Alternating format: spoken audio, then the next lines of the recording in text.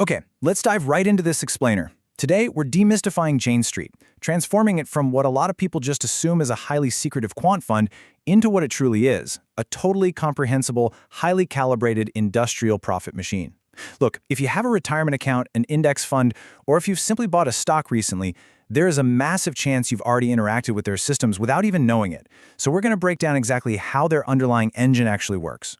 Here is our roadmap. Number 1, the global liquidity machine. 2, the truth about spreads. 3, the 7-layer algorithmic engine. 4, ETFs and the cross-asset flywheel. 5, intrinsic value and differentiation. And 6, systemic risks and vulnerabilities.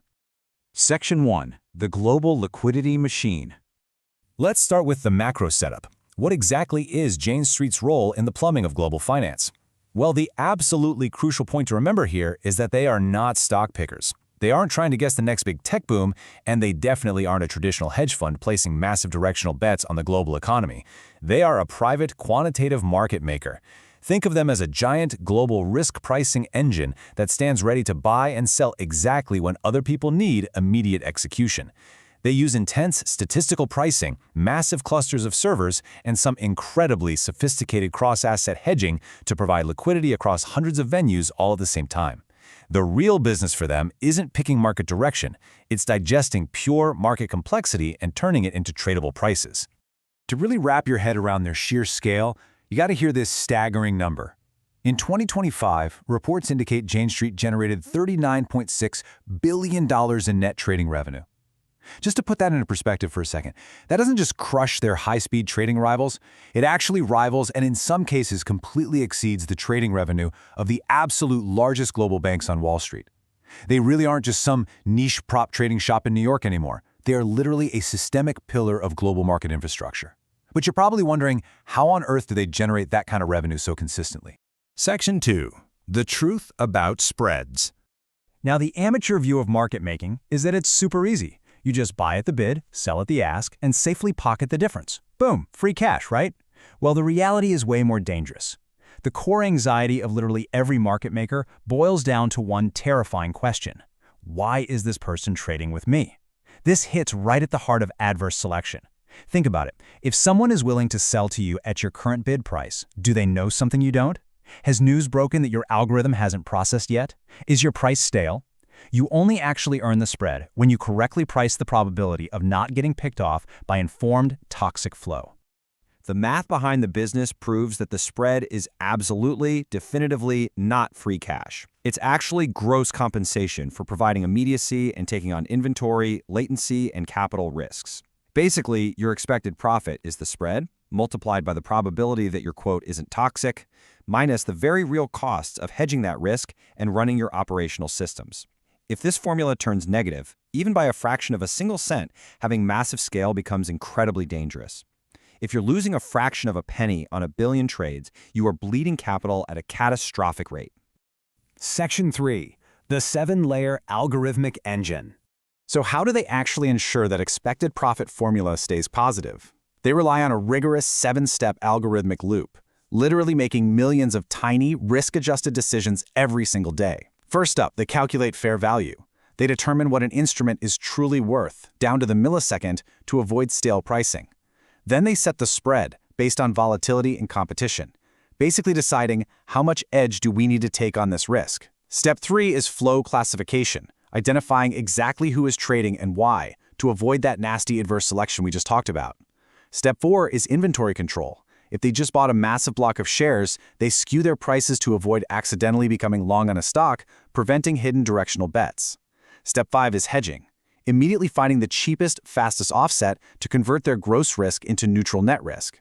Step 6 is venue choice, which means deciding exactly where to route the trade, like dark pools or public exchanges, to reduce fees and prevent information leakage. And finally, Step 7 is the feedback loop, which constantly asks, did the model work? Jane Street simply executes this highly calibrated loop better and faster than the competition. Section 4, ETFs and the cross-asset flywheel. It turns out their historical roots in exchange-traded funds built the exact foundation they needed for this massive algorithmic engine. ETF market making is an incredibly complex, live inference problem. Just think about it. If you were pricing an ETF in New York that tracks Japanese stocks, well, the Japanese cash market is closed, but US futures are moving and the yen is fluctuating wildly. The firm is forced to seamlessly connect stale local market prices, live foreign exchange rates, and the actual costs of creating and redeeming shares across multiple borders all at once just to figure out what the ETF is worth at 2 p.m. in New York. It's a massive, high-stakes data puzzle. Because they managed to master the insane complexity of pricing ETFs, it completely opened the doorway into a massive cross-asset flywheel. Think about how this cascades. ETF baskets contain individual stocks, right? So they had to master equities. Fixed income ETFs forced them to master corporate and sovereign bonds. Hedging all of this effectively required deep expertise in options. Global baskets demanded fluency in currencies and commodities, and eventually this extended smoothly right into crypto-linked products. The more asset classes they trade, the more hedging paths they open up. More paths allow for tighter quotes, which attracts more order flow, which gives them better data, and that just drives the whole flywheel faster and faster. Section 5. Intrinsic Value and Differentiation. Now, since Jane Street is entirely private, we can't just look at public financial statements or easy earnings per share estimates to evaluate their intrinsic value.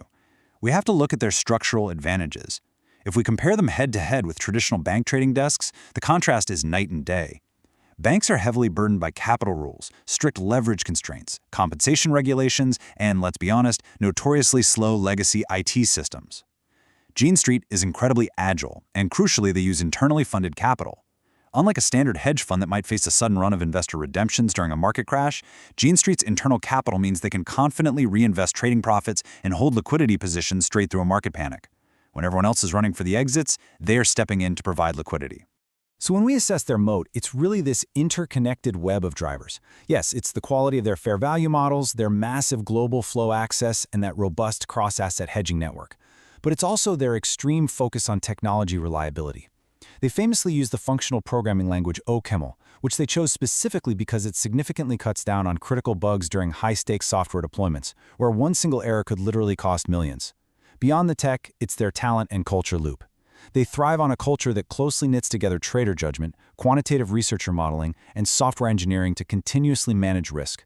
It's not one magic formula, it's the whole shebang working seamlessly together. Section 6. Systemic risks and vulnerabilities. But what happens when a machine this massive encounters friction? Systemic vulnerabilities emerge. Because the bigger you get, the more interconnected your risks become. The biggest internal danger for them is model risk. This is when the system mistakenly thinks it's earning a nice, safe spread, but due to some sudden, unexpected shift in market correlations, it's actually selling insurance way too cheaply. An algorithm might win tiny fractions of a cent thousands of times and then lose violently all at once. Add to that the persistent danger of adverse selection, fierce competition, disorderly volatility that breaks hedging paths, and the constant threat of operational failure. In this world, correctness is quite literally a financial asset. A bad code deployment can evaporate hundreds of millions of dollars in seconds. We also have to talk about regulatory risk. Market makers exist inside vast, deeply complex global rulebooks. Take the 2025 interim order from India's SEBI regarding index manipulation allegations.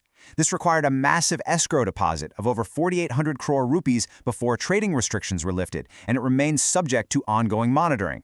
This perfectly illustrates that regulatory risk escalates immediately when algorithmic scale, complex index mechanics, and huge market impact all collide across global jurisdictions. Losing trust or facing operational restrictions on a global scale is a massive vulnerability when your firm relies on totally uninterrupted flow. At the end of the day, Jane Street is doing way more than just sitting at screens manually squeezing pennies. It is actively converting the hidden structure of global markets into a repeatable industrial process, one where order flow is the raw material, algorithmic risk management is the factory floor, and liquidity is the finished product.